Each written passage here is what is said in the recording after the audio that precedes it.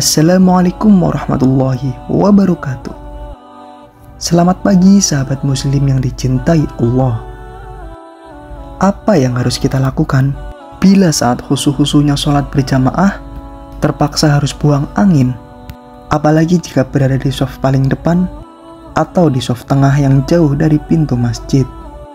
Memang kondisi seperti itu menjadi dilema tersendiri bagi seorang makmum.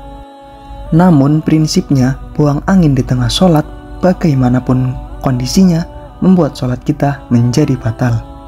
Rasulullah SAW bersabda, Allah tidak menerima sholat salah satu di antara kalian apabila dia berhadas sebelum dia berwudu. Hadis riwayat Bukhari dan Muslim. Namun bisa jadi ada di antara kita yang bingung harus bagaimana. Apakah harus keluar dari barisan? Atau terus ikut sampai selesai baru kemudian mengulang sholatnya? Karena untuk keluar barisan berarti harus melewati dan melangkahi orang-orang yang tengah sholat. Karena itu terkadang dalam kondisi demikian, seorang makmum memang ada yang memilih tetap berada di tempatnya, berpura-pura meneruskan sholatnya berjamaah bersama jamaah lainnya. Tindakan seperti ini tidak dibenarkan dalam syariat sholat. Seharusnya orang yang buang angin di tengah sholatnya itu segera meninggalkan shaf dan tidak boleh diam di tempatnya.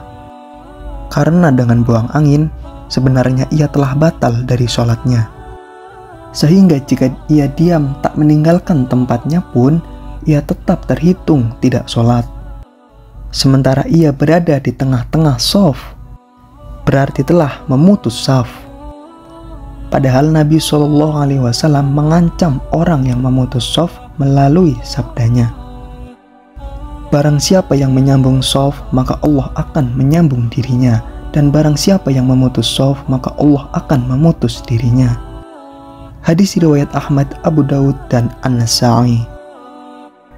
Oleh karena itu hendaknya dia segera meninggalkan tempat, sehingga shaf yang ia tinggalkan dan menjadi kosong akan diisi oleh jamaah yang di belakangnya, dan hendaknya segera keluar untuk berwudu dan mengerjakan sholat meskipun hanya 1 rakaat, terutama dalam sholat Jumat.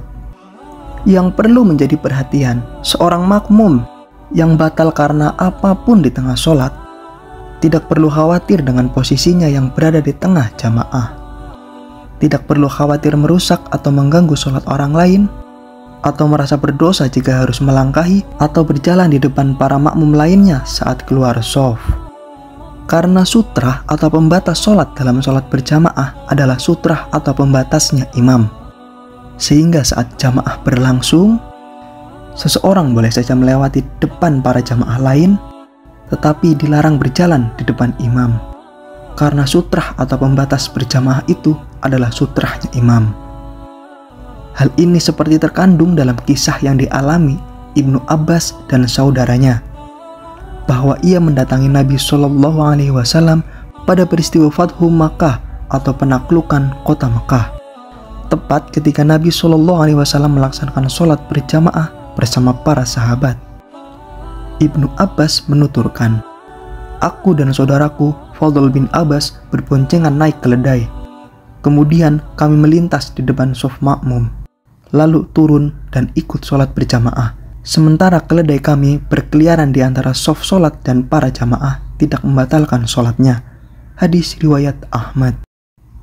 Namun demikian, bila buang anginnya terjadi ketika sholat sudah hampir selesai, dan menurut perkiraan dia tidak akan mungkin mengejar sholat berjamaah bersama imam, bila ia keluar dari shaf untuk mengambil air wudhu, sementara keluarnya sendiri juga sulit, maka ia boleh menunggu hingga sholat jamaah selesai, lalu berwudu dan mengulangi sholatnya lagi dari awal. Bila yang ditinggalkan sholat Jumat, maka menggantinya dengan sholat duhur. Dan dalam keadaan semacam ini, dia tidak berdosa karena berada di luar kemampuannya.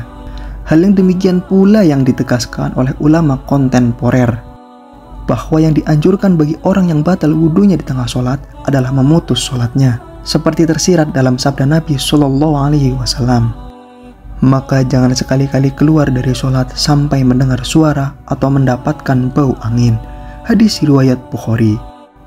Bila tidak boleh memutus sholatnya sebelum yakin mendengar suara atau mencium baunya, Maka ketika sudah yakin telah mendengar atau mencium baunya, berarti dia harus keluar meninggalkan sholatnya. Kalau tidak bisa keluar karena sempit atau banyaknya jamaah, maka dia tidak boleh melanjutkan sholat. Dia harus duduk hingga ada kesempatan untuk keluar. Allahu a'lam. Demikian ketentuan hukum bagi orang yang sudah terlanjur buang angin saat sholat. Lalu bagaimana jika seseorang yang tengah sholat berjamaah atau sendirian, lalu terasa akan buang angin, tapi karena tanggung ia menahannya? Bolehkah menahan buang angin seperti ini? Para ulama sepakat menahan buang angin seperti ini hukumnya makruh. Dalam hal ini Imam Nawawi menjelaskan, menahan kencing atau buang air besar termasuk pula buang angin mengakibatkan hati seseorang tidak konsen di dalam sholat dan khusyuknya jadi tidak sempurna. Menahan hajat seperti itu dinilai makruh menurut mayoritas ulama mazhab Syafi'i dan juga ulama dari mazhab yang lain. Jika waktu sholat masih longgar, artinya masih ada waktu luas untuk buang hajat, maka dinilai makruh. Namun bila waktunya sempit untuk sholat, misalnya jika waktu makan atau bersuci bisa melampaui waktu sholat, walau dalam keadaan menahan kencing, harus tetap sholat pada waktunya dan tidak boleh ditunda. Imam Nawawi menjelaskan, jika seseorang sholat dalam keadaan menahan kencing padahal masih ada waktu yang longgar untuk melaksanakan sholat setelah buang hajat, sholat kala itu dinilai makruh. Namun sholat tersebut tetaplah sah menurut kami, ulama mazhab Syafi'i. Dan ini yang menjadi pendapat jumhur atau mayoritas ulama. Allahu a'lam. Terima kasih buat yang sudah menonton. Semoga sholat kita diterima oleh Allah Subhanahu wa Ta'ala. Amin, amin, ya Rabbal Alamin. Like jika video ini bermanfaat, share video ini agar ilmu yang kalian dapat bisa bermanfaat buat orang lain, dan tulis di kolom komentar jika ada pertanyaan yang mau ditanyakan. Terima kasih. Wassalamualaikum warahmatullahi wabarakatuh.